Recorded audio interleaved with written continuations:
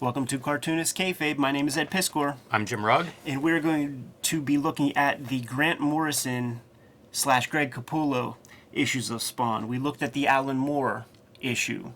We looked at the Neil Gaiman issue in great detail. Check out our deposition videos, Kayfabe Courtroom. We looked at the Frank Miller issue. We looked at the Dave Sim issue. And then it occurred to me that Grant Morrison did a little trilogy of issues. But guess what, Jimmy? They were not drawn by Todd McFarlane. So after 17, fool me once, fool me twice. Third time, I don't think I've ever seen that issue number 18 because I was very proprietary over my Image characters, and they only ever looked right if the true creator drew them. So when I saw these weird shapes to the Spawn gimmick, when I saw all this extra musculature and actual kind of proper looking lighting, can't have that. You know, I like this cover, though. I do, too. I think you did well with the cover. I even like that there's the weird color in his signature block. But I'm with you. This is about whenever I start to check out of Image and Spawn in real time, you know, like when these were published. This is near the end of my reading run with these things. These were also plagued by, they were published out of order. Yeah. I guess these issues were done while Todd is doing Batman Spawn crossover. And then they were published in this, like, strange order where, like, later issues of Spawn came out and they were missing these three, and then these three were published. So it just all was a bad mix and started to drive me away from Image Comics. And it's not just because of these issues, but I didn't love these issues at the time. In the Neil Gaiman deposition, we get some scoop on what those first four guys got paid to write their Spawn issues. $100,000 a piece, man. Just a flat $100,000. And then it started to make me think about, like, Grant Morrison's position in comics at that time.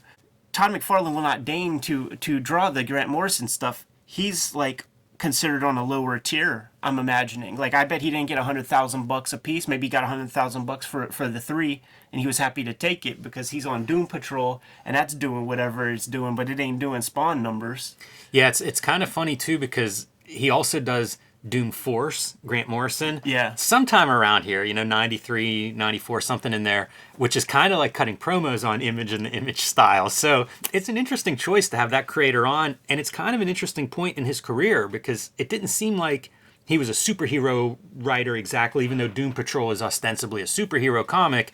This is a long time before he's doing like JLA and, you know, All-Star Superman and you know, all this stuff that he has done over the years. This is early, and it's like, who is Grant Morrison? What kind of stuff does he do? Kill Your Boyfriend might be around the corner or something, you know, from this. So kind of an interesting moment in Grant Morrison's career, I think. It's funny you say that, man, because, like, I actually pulled Kill Your Boyfriend, like, for this week's round of recordings, and then I'm like, Grant Morrison, thinking about our videos, thinking about our demographic, thinking about the fact that Alan Moore video went about 30,000 views in a week. We're going to save Kill Your Boyfriend for another day and take a look at Grant Morrison's Spawn. But like I said, it's a trilogy of issues, and I've never even seen issue 18 because of my devoted loyalty to McFarlane. See, like, when I was cracking this open and I'm seeing these Jim Lee lines, like, I don't want the Jim Lee lines in my Spawn comics.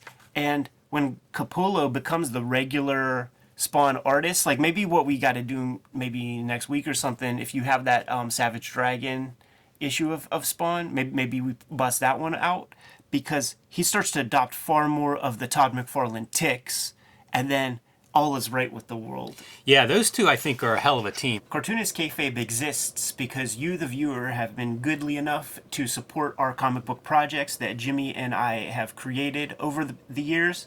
Jim has a new one coming out March 16th. 316 says you got to go out and get Hulk Grand Design. What Jim has done is taken 40, 50 years worth of Incredible Hulk comics, more than 500 issues of material. Multiply that by 22, and you got the amount of pages that Jimmy had to read in order to distill it down into its purest form. 2 40-page comics. The first one being Hulk Monster. The following month, Hulk Madness comes out. 40-page comics apiece, taking all of that material, distilling it down into its purest form, and giving you the greatest Hulk romp you are ever going to read. We've supplied Jimmy with a bunch of variant covers. Here's the Eddie P variant that is sort of by way of the Todd McFarlane Herb Trimpe joint. Peach Momoko, the cottage industry and friend of cartoonist Kayfabe herself, has provided Jimmy a fantastic Hulk Grand Design cover. Marcos Martin gives you that quintessential transformation sequence that we all like to see in Hulk Grand Design. Jimmy, how many transformations happen in these 40-page comics? Man, so many. And how many in the 500 issues? that is the whole comic could have been transformations. Probably at least 500, right? You got to have those moments. Anything you want to say real quick, Jimmy? Perfect for new readers. First-time readers are welcome to this comic. Like, I pride myself on readability in my comics, so if you've never read a Hulk comic but you love the Hulk, this is the book to start with.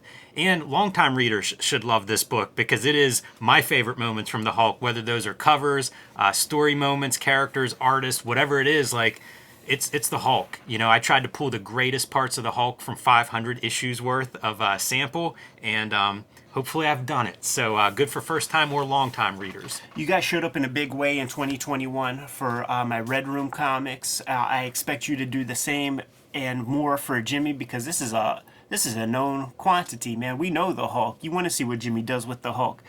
Red Room, the Antisocial Network, was the first season of Red Room comics that came out in 2021.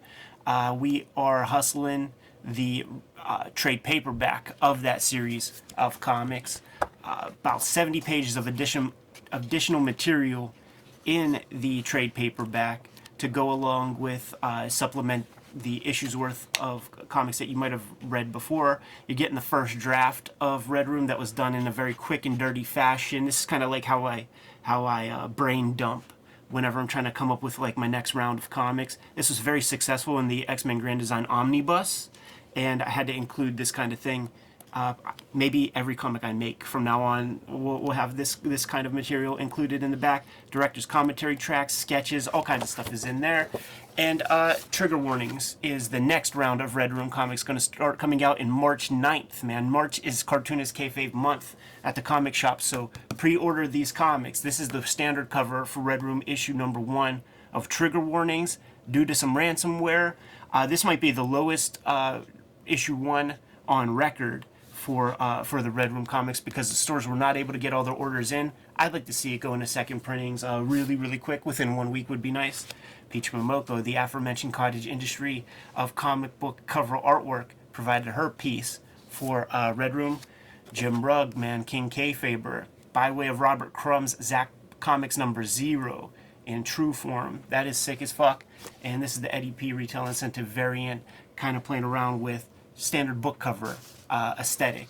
Get these comics at your local comic shop. Support our bibliographies, and we're going to be able to continue bringing Cartoonist Kayfabe to you. Now that we're done paying the bills, back to the video.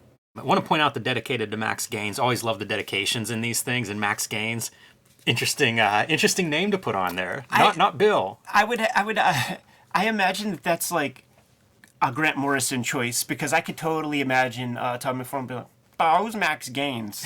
I don't know Max Gaines." Hey, man, it's a good one. You know, responsible for bringing Superman to DC, responsible for inventing the format of the comic book. Pretty much, man. So not too bad. And, you know, spawning EC Comics. So, you know, speaking of Spawn. But, yeah, once those two guys, McFarlane and Capullo, sync up, I think you've got an interesting art team on your hands. But it does take a little bit of growth and a little bit of them figuring each other out, probably. So it's interesting to see this in that kind of historical context. Yeah. I mean, they're still, you know, they're reasonably separated. Like, when Todd McFarlane puts his hand on this guy's work, and then Greg Capullo is consummate professional. Oh, is that what you want, Todd? I'll give you what you want. I'll put like a bunch of little noodle marks all over the place if that's what you need, man. Man, that's another interesting career too. Like you look back on how early this is in Capullo's career, coming off X-Force, a couple, you know, a little bit of X-Force. You think of what he's done since then, and it's, you know, superstar, amazing resume, huge high points all over the place. But at this stage, like just getting started and able to keep that regular schedule, you know, heck of a guy. He's one of those like just disciplined fellas, you know. He's weightlifter, bodybuilder, so he has the discipline in the gym, and it's not like that just turns off. Right. You don't just turn that off after you put the kettlebell down off your neck muscle growth. And I'd say another guy who's dedicated to comics. You know, we talk about all these guys from this Image era that showed up when it was $2,000 a page rate, Yeah. and then left whenever it wasn't. And Capullo obviously still around decades later. The sort of the shadow that Grant Morrison sort of like lived in would be that of Alan Moore. Yes. Certainly at this time, and you can point to a lot of places, man, where he's the little brother, he's the senpai, just trailing behind Alan Moore and Neil Gaiman and all those dudes. When they talk about the British invasion, he's like the third name that's brought into the mix. And when you read enough of his work, it really does feel like, is he doing this on purpose to a certain extent? Now, Alan Moore established the Fleabag brothers in his issue, so we got to have a couple more Fleabags. And I think this is the exact issue where it kind of is like that Swamp Thing comic where Swamp Thing goes to dig into the grave of Alec Holland goes into the swamp and pulls Alec Holland's skeleton out from the sod. That's it. That moment is in here, man. It's true. And so is this moment. Well So done good. on that. Yeah, man, dude, this is 1990s comics. This is a little town that's a gateway to hell, made out of the same material that Al Simmons is made out of, which I guess is what comes out of this story. And they're just dropping soldiers in, like Wynn and some of the high-ups in the army to, like, explore what is this, how do we weaponize it. Yeah, very Grant Morrison. Where's the sex magic? Look, like, you would not guess that this is Greg Capullo right here, man. These kind of, like, that feels like Lightning Comics, Bloodfire artists or something. Like, that is some quick hack work right there. Well, you know, that's the other thing. Because these issues are published in the way they are, I wonder about the speed of turning this around. Yeah. Because it's really bizarre. Again, you know, if you weren't there, like, they just skipped 3 issues of Spawn. Mm-hmm. And then it was kind of like, buy him now, coming soon. Like, it's really odd. Like, it feels like something went wrong somewhere. So it's possible it was like, dude, turn these around as fast as you can. Yeah. They still retained the other 2/3 of the Moo crew on Spawn. So you have Steve Oliff doing the color work. You have Tom Orzechowski doing the lettering. And I say that because you got how many different fonts on a page here, which is also like how many different Ames guides is Tom Orzechowski wheeled in, because you got that 1-point size and you don't change it. Like when you set your Ames guide, you keep it there forever. You put the little piece of tape on it. I have multiple Ames guides that are set at different sizes for that reason. I have 3. Boy, and Tom Orzechowski earning his pay on this issue. Grant Morrison bringing the words. Yes, he is, man. And we said it before, we'll say it again. If you are a bum living in Spawn Alley, there are probably going to be hoods coming to, like, set you on fire. Is that a trope or what, man? Like, setting these bums on fire? I do hear about it in the news every now and then. But what is that impulse? Yeah, that's a dark impulse. I always think about Spawn now because I don't keep up with it. Mm-hmm. But, like, I hear about the homeless problems in L.A. specifically. Yeah. And it always makes me wonder, like, if Spawn addresses that at all anymore. And if so, how that looks. Because it seems like it'd be a very different version of homelessness than what you see in these early issues. There are moments that look good in this comic. You know, like you can see Greg Capullo can do some stuff. Yeah. Some of the Spawn shots, I think, are really cool. And then I think this is your setup towards, well, not a setup, but he's going to do an Angela miniseries after this. Right. And I feel like this is some of the pieces there from Neil Gaiman's Spawn fill-in issue, and then, you know, moving on to the Angela miniseries. High-tech angels, huh? Operating an orbital satellite. Yeah, it's fun to see the build of this kind of stuff because, again, that's all Gaiman planting that seed, and now Grant Morrison picking it up for these 3 issues. He's picking up everybody's stuff, man. He's picking up a little of the Alan Moore, a little of the Neil Gaiman. That's how he does. And then he's taking this existing Todd McFarlane character who's kind of an ersatz bad guy, you know, like the sort of guy behind the shadows, the Blackwater fella. And we're actually going to do something with him in this freaking comic. Got to establish his badassness, but he does have that beer league softball player body, maybe professional bowler, something like that. It's so funny because his arms are so defined and ripped, and then he's got that beer belly. You see those guys, man. Those old wrestlers would be that way. And just watch them dematerialize. It's actually like it's only the dialogue that really lets you know that that's Jason Wynn. You know, it's a weird piece of storytelling. You think Steve Olive drew this shit right here? Because that's a small rib cage. Armatron. Armature. Armature, yes. But yeah, I mean, that's all color. Anyhow. Yeah, it's all a weird choice. Here goes. Like, did somebody look at this? Tom Warzakowski, the editor, Todd McFarlane, the publisher, did somebody look and be like, we need more on this image? On this page begins the Swamp Thing digging into the sod underneath the bog to pull out the Alec Holland skeleton. In this case, it is the corpse of Al Simmons, who was buried in the casket. And then we have the ubiquitous no scene that you see in so many movies. And there is something real frightening about that image. I don't know if it's like giving him the Euro bridge to the nose. He doesn't quite look meatballish there. It's a striking image. What am I? Cash and checks, baby. Got our Jason Wynn. I feel like considering the first 15 issues of Spawn, you should already have arrived at this question. You know, like obviously something is not normal. Comics freaking work that way, dude. Like Silver Surfer's still being a crybaby hippie. Jason Wynn getting manipulated by the angels, which, by the way, establish that he's a very bad guy. So why would I have him put such a bad guy to use, man?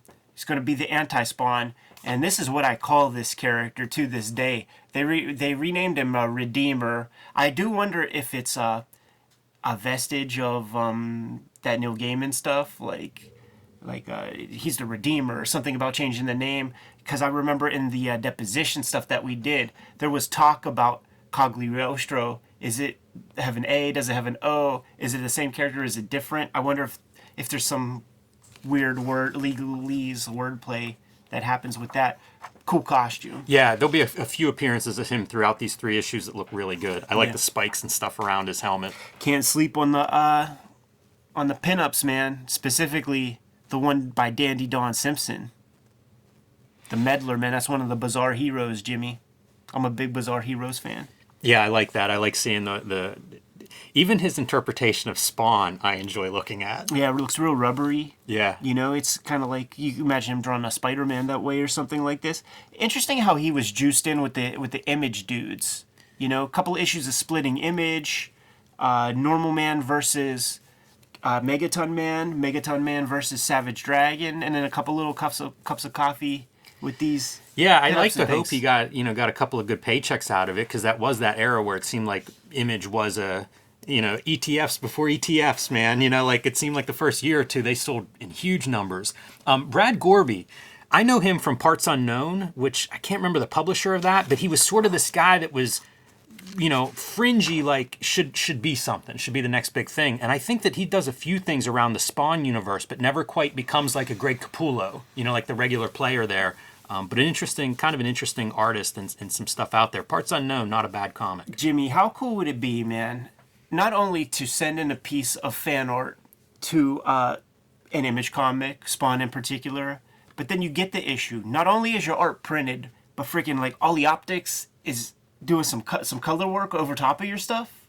Yeah. That's kind of cool. This was a good move, because you see a lot of the black and white line art printed in some of these books. Having the color really kind of spices it up nicely. All right, man, let's look at this next issue. Now, after 2 issues of non-Todd McFarlane Spawns, your boy Ed's quit really messing with it. You're looking at that Ross Andrew? Ross Andrew, second Ross Andrew dedication in books we looked at this week, kind of cool. I'm going to point out Mark Pennington on inks, because I think that he brings a little different flavor, and like something like this hand to me, little McFarlaneism in that hand. Yeah. Yeah, maybe got some notes from Uncle Todd himself, man. Look at Orzakowski showing off, dude. You take a look close, man. These like lowercase t's, they're not the same. He's not. This ain't fonts. This dude is hand lettering that It's stuff. so tight. I stare at that and think about it, as somebody who letters their own work, and the craft on display here, phenomenal. Like, very few human beings on earth can do that. He lettered a thing I did for, Wired Magazine. It was like an Iron Man thing. Yeah. And it was like, it's one of those like weird highlights, because it was like, Orzakowski letters, like it looked like the comics, like it was like, yep, that's a professional looking comic now. Yeah, it's sick, man. Look at that anti-spawn. Looks good, doesn't he? The average person has quads. Yeah, but this guy has octos. This could totally be out of like derivative McFarlane ripoff comics of the era. Thespian, perhaps? That comes to mind. This was the image that I really liked. That's badass looking, and that's a great Capullo neck, I feel like. Like he's looking in the mirror to get that neck. Yeah, absolutely, man. And this piece right here, that comes from that cover of Spawn Batman with the little underbite, and he saw that, like, that underbite really sells that Spawn face. It's pretty cool. Let's add it to this guy. This feels McFarlane-esque, The bulk of it. Yeah, The weird little highlights on the cape, like there's a lot of little bits there that feel like it. You have to abuse the things that you know in drawing to do Todd McFarlane stuff like this collar. You just have to ride the wave, man. You got to go with it. You can't think academically through the drawing. You just got to do what Todd does. The cape is just so impractical with that collar and stuff. The job guys at the studios would have this kind of energy. Mm-hmm. The Marat Michaels and the Richard Horrys and stuff. Yeah, that part doesn't remind me of Todd. Solidifying the meatball head, which is very important. Todd McFarlane bats up there, along with that cape. Maybe he was doing that Angela miniseries and figured out that stuff. That's a quick panel right there. How about timeline? Yeah, that hand motif seems to be something he's doing, like maybe a choice that does save some time, but we've seen a couple panels of it now. This is stuff that Greg Capullo really excels at. These like very interesting looking monsters. And panels like this are really fun when you have the opportunity to do it, because we don't see these demons anywhere else. They get dispatched in a page. So you could just sit there for one panel and just draw a bunch of cool monsters with no other thought, because you're not going to have to remember what they look like in 3D to see their side view or top-down view. Draw 5 different monsters. Calls to mind Faust for me. Like people, I've heard people compare early Spawn to Faust, and like those kind of demons populating around backgrounds and stuff. Totally. Feels like that's a page out of Faust. Arlie Emery appearance. This is a crazy composition. This guy's eyeball in the foreground. Yeah, look at those lines. You squint your eyes and I imagine a little bit of Barry Windsor Smith, actually. I don't know what it is, but I kind of love it. That's a wild composition. You love that foot right there? Yeah, the foot's not as impressive to me, but sure. I always think, like, what's a colorist do with that? You know what I mean? That shows up and it's just a giant flat foot reverse silhouette of a foot sole. Like against black, so that is a focal point. Pure white on pure black, you gotta tone it down somehow, or else everybody's gonna be staring at that. And Spawn's just getting his ass kicked. Like, Anti-Spawn is destroying him this issue. Yeah, man. That's a money shot. It is funny to see the little McFarlane isms creeping in, because this panel to me feels like something that you could find in an earlier issue of Spawn. Agree. And look at that bloody cape motif. Pretty sick. Yeah, the costume is being destroyed. It's dying. Functional mask with that zapper gimmick. Love it. Blowing a hole through him. That's pretty fucking dope. It is. The reflection, sick. Yeah. But if it was a more modern computer color comic, they would have took those holding lines and pumped them down, maybe make them orange or something to really separate it from like the black of the Redeemer's regular costume. This, another like Lightning Comics Bloodfire, like Bloodfire issue 1 cover might even like look like that. Lacks all dynamics, and then it's that standard like cheapo brick wall. We're running into deadlines right here. You're just prey. Look at the codpiece. I thought he had a fly on his codpiece, and then I'm like, oh, that's water drops. I don't know if that's any better. No. Some moisture building up on his codpiece. Time's Up, Hellspawn, and Jimmy, I never even read the third issue. Never even looked in it. What happens? Anti-Spawn kills Spawn. Yeah? Oh wait, no, that's not what happens. You mean Spawn wins? The status quo is returned. As should be when you have a guest writer come into your potentially multi-million-dollar property. Does Jason Wynn ever come back in Spawn? Is that kind of the end of him? I wonder if that Redeemer character, if he's called Redeemer, he must show up again, right? At some point? Matt Boers, man. Put a little something in the comments, dude. It is funny to read this stuff and think, like, I had no recollection of this story before rereading it this week. And, like, it seems like Jason Wynn was one of the bigger characters in Spawn to be like, oh, here, Grant, write this dude out of here. So he must show up again, right? Yeah, sure. Okay, yeah. I mean, I don't know. Why not, man? When you see pinups like this, now, I love it. I love seeing, like, different interpretations and stuff. At the time, I couldn't stand for that Greg Capullo. So you think I could stand for this right here? With, like, this is what I was talking about, like, you have to, like, disabuse yourself of, like, academic drawing. Because this cape probably could work a little bit closer to real life than what McFarlane does. It's boring. Yeah. I don't hate the Spawn figure, but you're right. At the time, I would have been not impressed by it at all. No, it's a good figure. Do you know who this is? Is this somebody that... I don't, but it looks like one of the Sign guys... your work, Kayfabers. It looks like the guy who would do, like, those Star comics for Eric Larson. Do you know what I'm talking about? Yeah, was it Ben Harara? Shit if I know. Maybe it says inside. Yeah, you'd think it'd be credited somewhere, but... I don't know. Don't see it anywhere. No. I'm sure somebody can fill in that answer. More of the colored fan art. That is pretty sweet. The choice to color it is a good choice. I think so.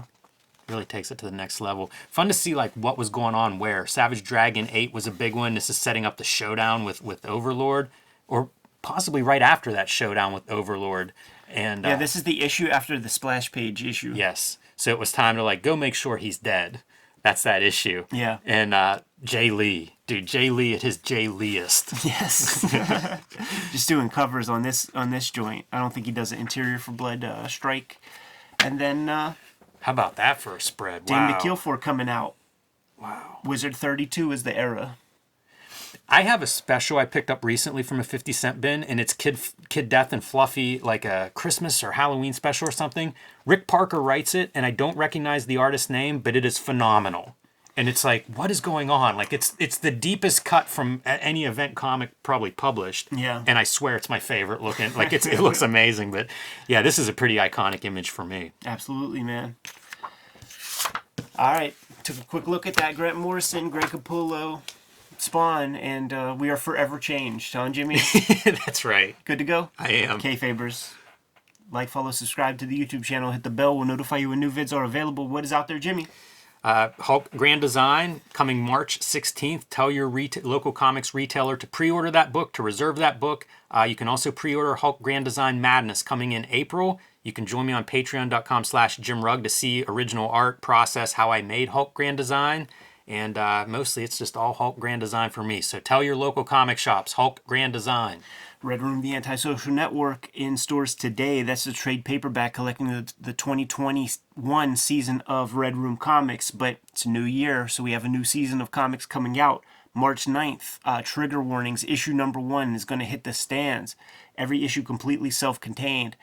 This is going to be the most hardcore issue that I've drawn to date until the second issue comes out. All of them self-contained, so you're getting a complete story there. If you want to take a quick look at that comic and the following comics before they hit paper, you can hit up my Patreon, patreon.com/edpiskor. $3 gets you the archive there. More than 200 pages of comics on the Patreon as we speak. New strips every Tuesday. You could get to all of our comics by way of the links in the link tree in the description below this video. Support our comics. It keeps Cartoonist Kayfabe's engines running. What else, Jimmy? Subscribe to the Cartoonist Kayfabe e-newsletter at the links below this video. You can also find Cartoonist Kayfabe t-shirts and merchandise at the links below this video. 50,000+ subscribers. We only have about 17,000 shirts that have been sold. I'd like to up those numbers, Jimmy. Give them merch orders. We'll be out of here. Read more comics.